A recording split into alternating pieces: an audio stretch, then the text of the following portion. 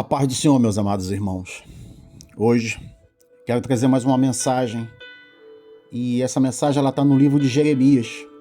O capítulo é o 13, do versículo de 1 a 11.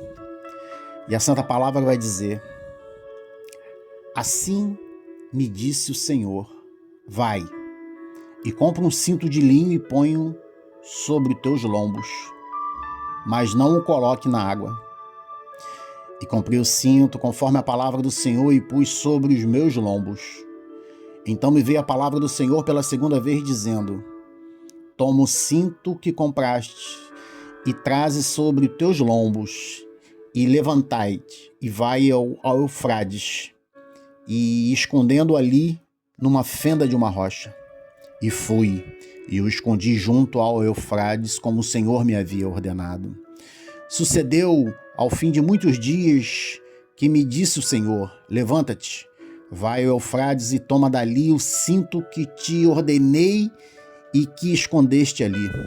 E fui eu ao Eufrades, e cavei, e tomei o cinto no lugar onde havia escondido. E eis que o cinto tinha apodrecido, e para nada prestava. Então veio a palavra do Senhor dizendo: Assim diz o Senhor, do mesmo modo farei apodrecer a soberba de Judá e muita soberba de Jerusalém.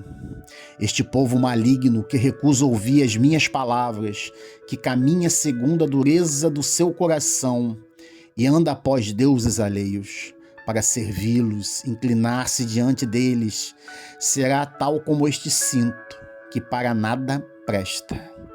Porque como o cinto está pegado aos lombos do homem, assim eu liguei a minha toda a casa de Israel e toda a casa de Judá, diz o Senhor, para serem por povo e por nome e por louvor e por glória, mas não deram ouvidos. Amém?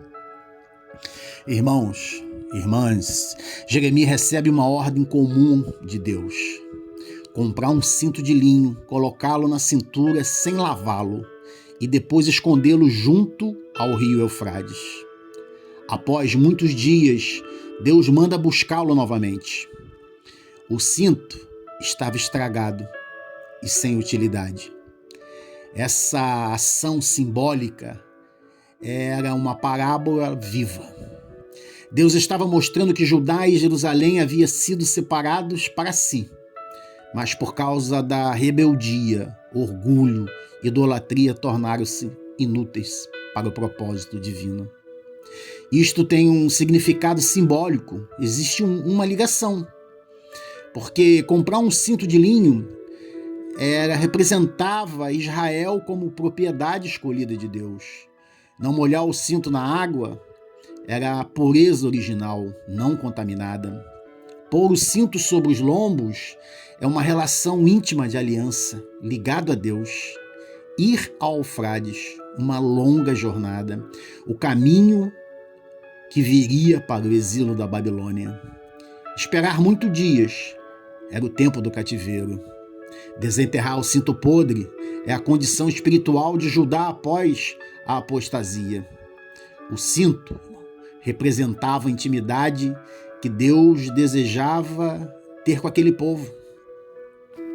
Como eu falei em outras mensagens, em outras pregações, Jeremias pregava para o povo que estava para acontecer, que viria justiça divina. Isaías já pregava para o povo no exílio, falando que Deus iria restaurar aquele povo do jugo. Irmão, irmã, não parece a gente agora? Quando Deus usa um profeta, usa um Jeremias para te falar que Deus irá fazer justiça, se você não mudar de atitude, se você não mudar os seus caminhos, se você não se arrepender, aí você não acredita, por ser um religioso, mas um religioso sem obediência. Aí a justiça vem, irmão. Depois, quando está no deserto, no fundo do poço, ele manda um profeta, um Isaías, para te falar que não é o fim, que ainda tem jeito, que seu refrigério vai chegar, mas também não acredita.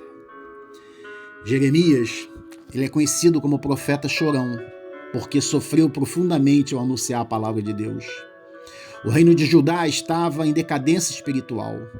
Os reis abandonaram a aliança com Deus. A idolatria dominava a nação. A ameaça da Babilônia crescia rapidamente. Poucos anos depois dessa profecia, Jerusalém seria destruído e o povo levado ao exílio.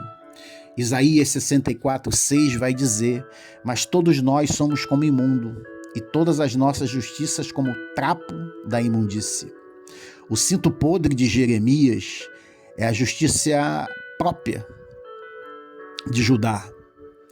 O pecado não é apenas erros, mas corrupção interna que apodrece tudo.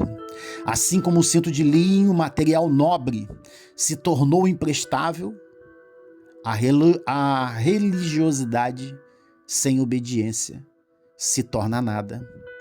Podemos ter até a aparência de um cinto novo, porque frequentamos culto, dizemos amém, mas por dentro o orgulho e a desobediência nos apodrecem. Daniel 5:27, aquela passagem da escrita na parede: Tekel, pesado foste na balança e foste achado em falta. Belsazar, neto de Nabucodonosor, usou os utensílios sagrados do templo para beber vinho em festa pagã. Eu vou te falar uma coisa: o que é dedicado a Deus, se profanado, perde valor.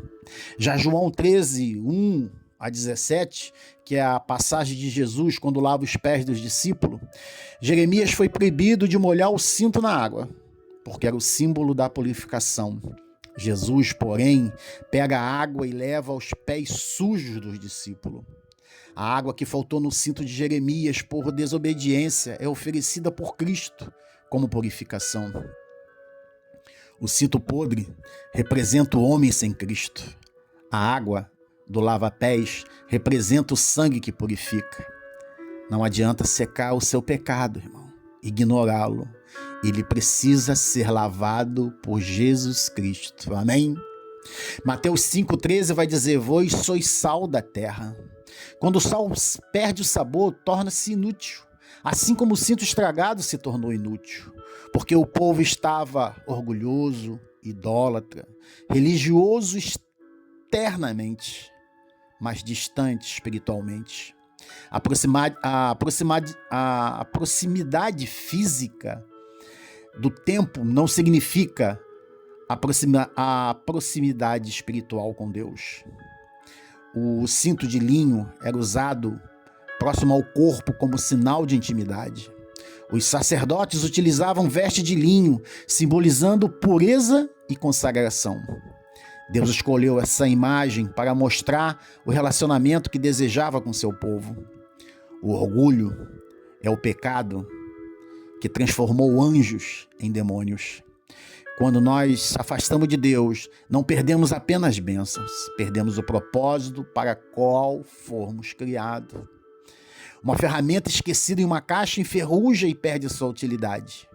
Não porque nasceu defeituosa ou enferrujada, mas porque deixou de ser usada para o seu propósito. Assim ocorre com o cristão que se afasta da presença de Deus. Um celular moderno com sinal de internet ruim não consegue exercer plenamente a sua função. Da mesma forma, é você, desconectado com Deus, perde totalmente a sua força espiritual. João 15:5 diz: sem mim nada podes fazer. O ramo separado da videira seca, irmão. O cinto separado do propósito apodrece. Apocalipse 2, do 4-5 vai dizer: abandonaste o teu primeiro amor. A igreja de Éfeso possuía atividade religiosa, mas havia perdido a intimidade. O foco principal não é o cinto. O foco dessa mensagem é a proximidade desejada por Deus e a deterioração causada pelo pecado. O cinto é apenas um símbolo. Deus nos chamou para viver perto dele, refletir a sua glória e cumprir o seu propósito. Quando eu e você nos afastamos por orgulho e pecado, perdemos nossa utilidade espiritual. Irmão, irmã, volte antes que a distância vire costume. Volte antes que a aparência esconda a alma que já perdeu a força de permanecer. Muita gente não se perde porque deixou de parecer espiritual, mas porque se afastou por dentro. Continua com aparência, continua com linguagem, costumes e lembranças, mas já não tem a mesma sensibilidade. A frieza, irmão, não começa gritando, ela começa silenciosa. É uma oração adiada, uma palavra ignorada, uma correção rejeitada, uma presença trocada por distrações. Um coração que vai se acostumando a viver sem temor. Quando percebe, aquilo que antes ele era entrega vira rotina. O que era intimidade vira memória. O que era obediência vira negociação. O cinto podre revela que a distância também apodrece. Não basta ter sido chamado para perto. É preciso permanecer perto. Hoje, irmão, você precisa avaliar sua comunhão com Deus, vencer o seu orgulho, abandonar ídolos modernos. Deixa eu fazer uma pergunta. O seu celular está virando um ídolo? Retornar ao primeiro amor, lembre-te quando você conheceu o amor de Jesus. Porque Deus, ele deseja um relacionamento íntimo. Ele corrige quem ama. É santo, santo, santo. Não ignora o pecado. Busca restaurar o seu povo. Irmão, você está próximo de Deus ou apenas externamente? A sua comunhão está viva ou se apodrecendo? Cuidado, cuidado. O cinto não foi destruído em um dia. Ele apodreceu com o tempo. Da mesma forma, o afastamento espiritual geralmente ocorre lentamente. O orgulho tem ocupado espaço no seu coração? Irmão, deixa eu confessar, no meu já ocupou, mas pela misericórdia de Deus, eu estou largando o orgulho. E você, o que precisa abandonar hoje? O cinto de linho foi feito para cingir os lombos do dono. Quando escondido na rocha, perde toda a função. Você está onde Deus te colocou? Cumprindo a função para a qual foi criado? Ou está escondido em alguma fenda? Com medo, orgulho, pecado secreto, fuga de responsabilidade. Deus não criou o cinto para ser guardados em caverna. Ele nos criou para serviço, intimidade e glória. Quando nós escondemos, apodrecemos. O cinto não apodreceu de uma vez, irmão. Foram muitos dias, conforme o versículo 6, de exposição à umidade da rocha.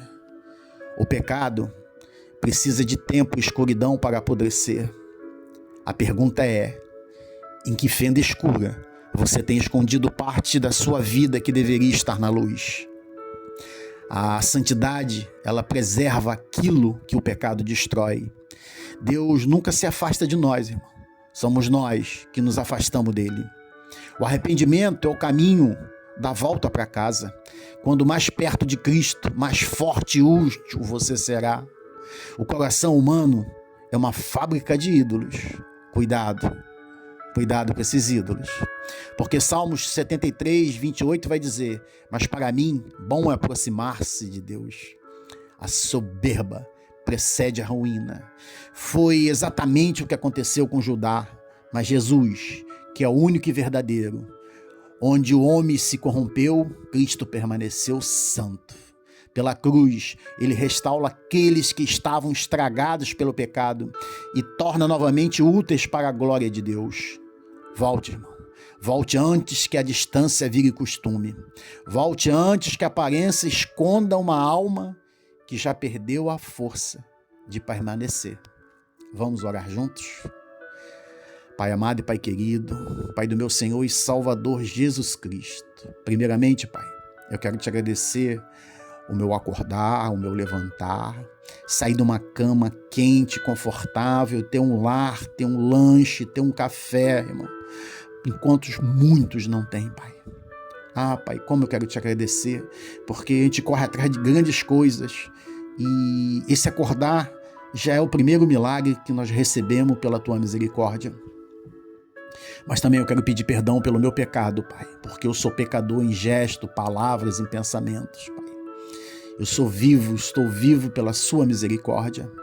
Eu reconheço que foste tu quem nos escolheste para estarmos perto de ti. Perdoa-nos, Pai, todo o nosso orgulho, toda a nossa idolatria, a nossa religiosidade vazia e o nosso afastamento espiritual. Quebre em nós toda resistência ao teu espírito. Restaura a intimidade que perdemos. Renova nosso primeiro amor e faz-nos novamente úteis para o teu reino. Dai-nos, Pai, dai-nos um coração novo, humilde e obediente, que possamos permanecer ligado a Cristo, a verdadeira videira, refletindo a tua glória em nossas casas, em nossos trabalhos, igrejas e relacionamento. Livra-nos da soberba que precede a ruína e conduz-nos pelo caminho da santidade. Que a nossa vida seja um testemunho vivo da tua graça, para a honra e a glória do nome do Senhor Jesus Cristo. Eu agradeço, Pai, por mais uma vez poder falar da sua palavra, que é santa e libertadora. Eu agradeço, Pai, em nome de Jesus Cristo, Nazareno. Amém. Amém.